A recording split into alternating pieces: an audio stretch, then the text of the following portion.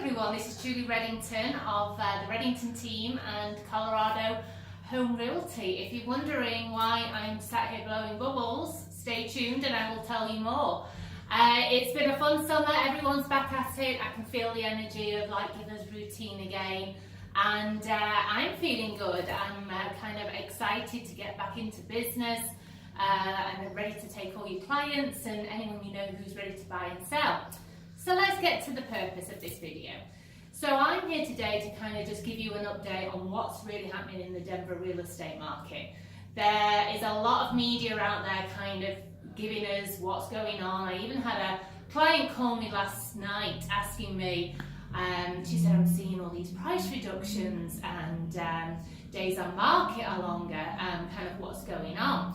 So I'm just here to kind of give you some facts and see if we're in this bubble that is kind of being predicted out there.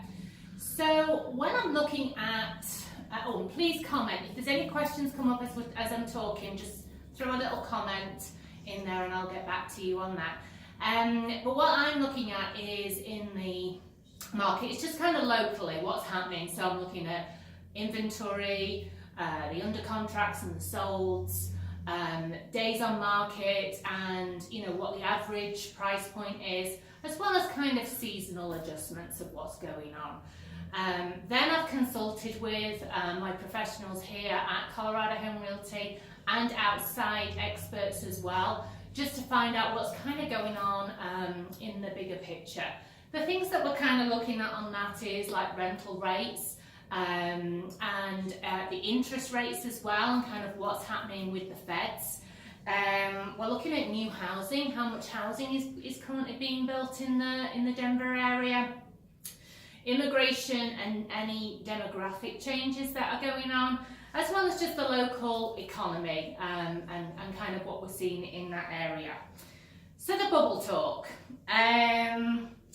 Here's why we don't believe we're entering into a bubble.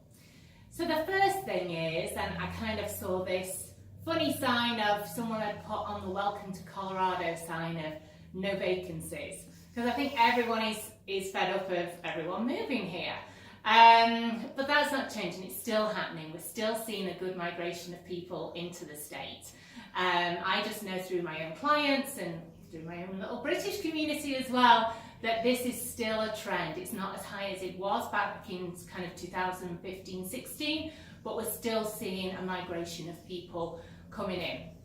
The other thing that we're looking at is, like, Denver is a great economy and it's a diverse economy. We're not solely reliant on one single trade. So we've got Fortune 1000 companies coming in, we've got wealth management, we've got health, we've got just the vacation industry alone. And if we ever saw a change in one of those, we've still got the other kind of industries supporting that. Denver is in the top 5% in the country for its economy, so that's a good sign. And although the interest rates have risen, there is still demand out there for buying houses. So now the juicy stuff for you is kind of what has happened in the last 12 months in terms of our real estate market and where do we see this kind of heading.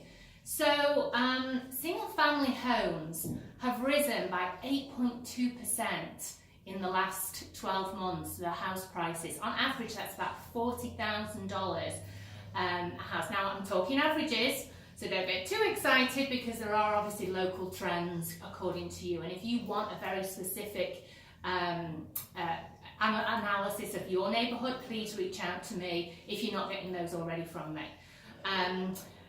Attached homes have risen by 10%. I had a client who bought a house, a condo in March of this year for $250. It's currently valued at $300,000. That's not even 6 months. I think one of the questions I get a lot is when people are buying houses, they go, but this is the top end of the market, and I reply, yeah, it is. But that doesn't mean to say it's going to tank the next day. Everyone goes in with this nervousness. I think it's more about, is this a good investment? And I'm seeing the trend, everything you do, yes, you're going to be buying at the highest end of the market, but stay faithful to the fact that the rates, those increases are still happening and are still kind of going forward. Number of houses that have sold, it's still down. Inventory is still down. We're at one of the lowest inventories ever. Days on market, they're down.